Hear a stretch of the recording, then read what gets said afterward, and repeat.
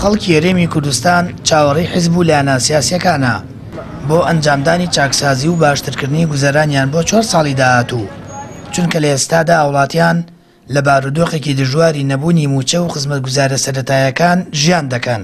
مامۆستایەکی زانکۆ دەڵێت خەڵک بۆیە دەنگی بە حیزبەکان داوە بۆ ئەوەی ژیانێکی باشیان بۆ فراهم بکرێت و لە وڵاتێکی ئارام و خۆشگوزەراندا ژیان بگوزارێنن. من پێم وایە حیزبەکان خەڵک بۆیە دەنگی پێداون بۆی کاروباری خەڵکی 4 ساڵی داهاتویان بۆ باشکەن. بۆیە من بەڕای من جگە لەوانەی کە لە ئێستا و یەکلایی بوونەتەوە بۆ ئەوەی کە ئۆپۆزیسیۆن بن، ئەوانی تر کەماونەتەوە بە یەکێتی و پارتیشەوە.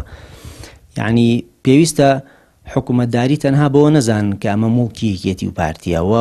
من پێم وایە ناکرێ بەوەشی بزانن کەمە بڤێ و نابێ ئەوان بچە ناوی لەوانەیە خەڵکیان لێ بتەکێتەوە.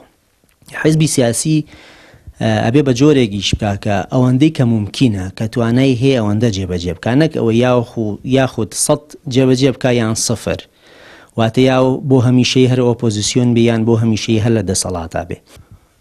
بە گەشتبین نیم من وەک خۆم بە بەڕێوەبردننی حکومڕانی لایەنێکیتی و پارتیەوە، چکە من بینیمانە چیان کردو بەڕاستی. لە 4 ساڵی ڕابردوودا حکوومەت هاوڵاتیانی دووچاری چەندین قەیرانی دەستکرد کردەوە و هاوڵاتی بە ناچاری باجی دەیانەڵێ حکومڕانی و دەسەڵاتی داوە. بە شێوەیەک هاوڵاتیان و چالاکانی کۆمەڵی مەدەنی دەڵێن خەڵک کاری باش و ژیانی ئارام و وەلیکار و خزمەتگوزاری پێویستە. دەژڵێن کێشە و گرفت لە شێوازی حکومڕانی دەسەڵاتەیە. من پێم وایە ئەگەر وەکۆم هەڵبژاردنە دووبارەیەکەمە وەک هەڵبژاردنەکانی ئەم دوو هەڵبژاردنەی پێشووە پێم وایە حیزبەکان بەشداری نەکەن باشترە. بەڵام ئەگە بە شێوازێکی مەدەنیانە و بە شێوازێکی پەیوەست بن بە پرینسیپەکانی ماف دیموکراسیەوە پێم باشە یعنی بەشداری بکەن. کێشەی سیستەمی حکومڕانی لە هەرێمی کوردستانە هەیە، هەم بە جۆری معارزە بوون، هەم بە جۆری حکومەتداری.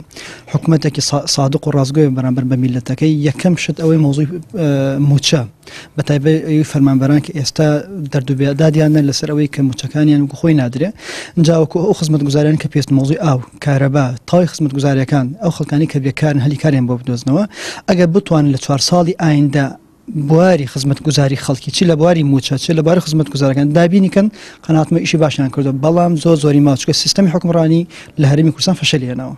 بەوتەی هاوڵاتیان گەرچی لە ماوەی ڕابردوودا حیزبەکانی دەسەڵات بەڵێنەکانیان لە گفتارەوە نەکردو بە کردار و بڕیار و پۆستەکانیان تەنها بۆ بەرژەوەندی حیزبەکانیان بەکارێناوە.